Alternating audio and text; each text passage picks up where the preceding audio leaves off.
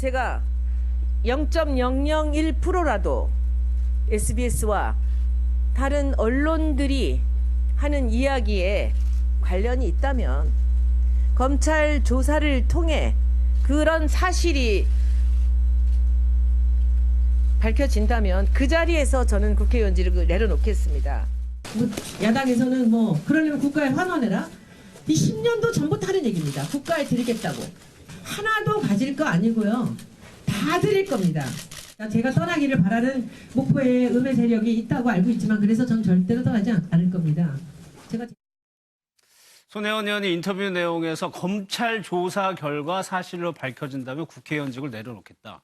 박선배 변호사님, 검찰은 어떻게 결론을 내렸습니까? 시민단체가 지난 1월에 손혜원 무소속 의원을 고발했습니다. 예. 부패방지법 위반 등으로 고발을 했는데 오늘 서울 남부지방검찰청이 일부 혐의가 있다고 판단을 하고 부패방지법, 부동산 실명법 위반 혐의로 5개월 만에 손혜원 의원을 불구속 기소했습니다. 예, 그럼 여기서 핵심적인 내용은 손정혜 변호사님, 비밀 서류 같은 거를 손혜원 의원이 봤다라는 거잖아요. 일단 목포시청 관계자로부터 도시재생 사업계획과 관련된 보완 자료를 취득해서 이렇게 부동산에 투자를 했고 매입을 했다라는 게 검찰의 시각인데 예. 아마도 손혜원 의원은 지금 검찰 수사에 약간 그 불만을 제기하면서 이게 보완이냐 업무상 비밀을 이용해서 부동산 거래를 했다는 거거든요.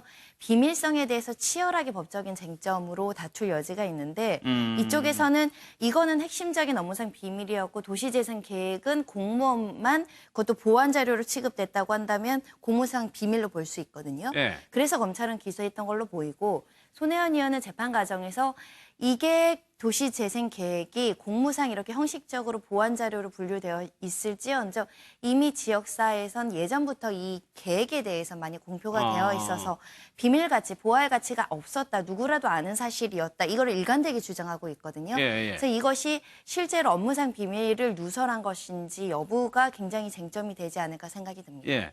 일단 수사 면에서 이종 도덕적 그러면 또 손혜원 의원은 이제 검찰 조사 얘기하다가 이제 재판으로 넘어갔단 말이에요. 재판에서 사실관계를 따져보자는 입장을 오늘 냈거든요. 네, 그렇습니다. 그러니까 불구속 기소라고 하더라도 네. 불구속이 문제가 아니라 기소라는 것은 검찰이 지금 범죄 혐의를 잡았기 때문에 그렇죠. 공소, 그러니까 재판을 열겠다는 것 아닙니까? 검찰 측에서는 이것을 어떤 혐의점을 받고 그것을 죄목을 지금 분명히 적시를 한 상태에서 기소를 한 상태. 그렇다면 문자 그대로 아까 그 손혜원 의원이 발언한 그대로라고 본다면 검찰이 지금 밝혀낸 것이니까 그대로라고 한다면 사실은 손혜원 의원이 사퇴를 하는 것이 그 표현이 맞는 것일 텐데 손혜원 의원은 재판 과정으로 이야기를 바꿨습니다. 바꾸긴 했지만 납득할 수가 없었다. 납득하기 어렵다. 너무 억지스럽다라는 이유를 댔습니다. 그러니까 그것을 계속 추궁하기보다는 저는 재판 과정에서 또다시 정확하게 왜냐하면 지금 검찰은 공소 유지를 위해서 다 밝히지 않은 부분이 분명히 있거든요. 그러면 검찰이 밝히는 부분에 대해서 손혜원 의원이 어떻게 방어를 할 것인가도 사실은 재판 과정에서 제대로 지켜보고 싶은 거죠. 예.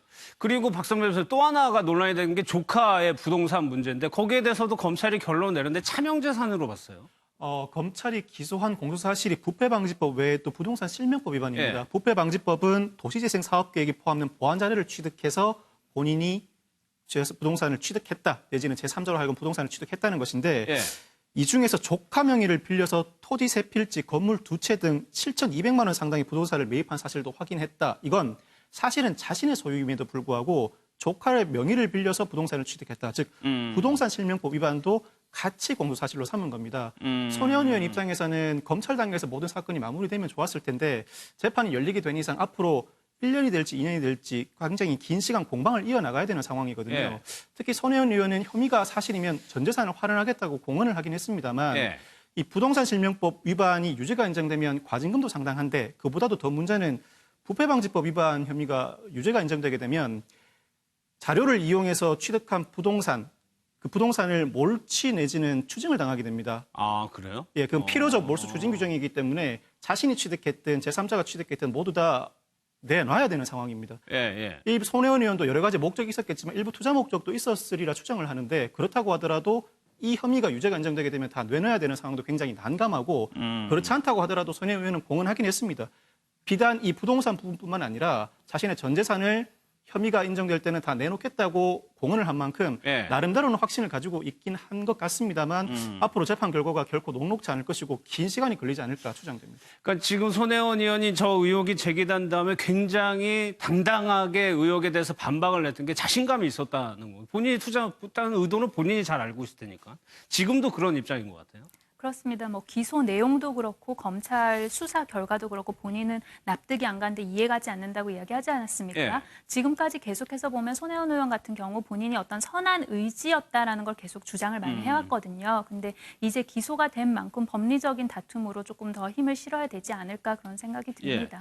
이 부분이 참 공직자가 가지는 도덕성 문제에서도 이해상충의 문제 때문에 그것도 논란이 되고 됐었는데 거기에 대해서 손혜원 의원이 아주 이제 반박을 하다 보니까 그게 또 수그러들고 그랬었거든요. 네, 그런데 어찌됐든 저는 재판 과정에서 검찰이 그 부분들을 좀 더 명확하게 제시를 네. 할 것 같은데요. 당시에도 문제 제기가 뭐냐면 손혜원 의원은 문화관광부 소속 의원이고요. 그다음에 이것이 발표되기 훨씬 전부터 스스로 그것을 주장을 했었어요. 이거 지정을 해야 된다라고. 그리고 지정을 받고 사실은 그 이후에 부동산을 샀다. 이런 시기적으로 손혜원 의원이 그 문화관광부에서 관광상임위에서 주장했던 것들을 그대로 리스트업한다면 자신의 사익과 관련된 부분들이 많이 연관이 돼 있거든요.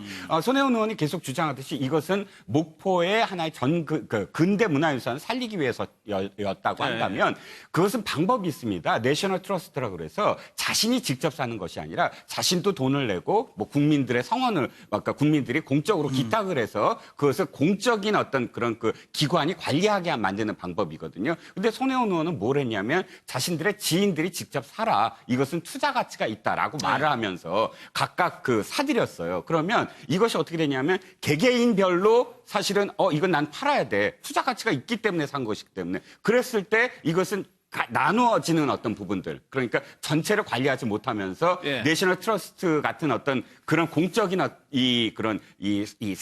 다시 부활할 수 있는 그런 방법이 아닌 것이죠. 그러니까 사적인 어떤 이윤을 남기기 위해서 산 사람들의 어떤 목적을 그것을 갑자기 공적으로 바꿀 수는 없지 않겠습니까? 그러니까 지금 손혜원 의원의 그런 표현대로라면 예. 상당히 지금 상충되는 부분들이 많아요. 예. 그것이 이제 검찰이 아마 수사 과정에서 많은 부분을 밝혀냈기 때문에 저는 재판 과정에서 굉장히 많은 부분 드러날 것으로 보입니다. 그 보좌관도 불구속 기소가 됐습니다.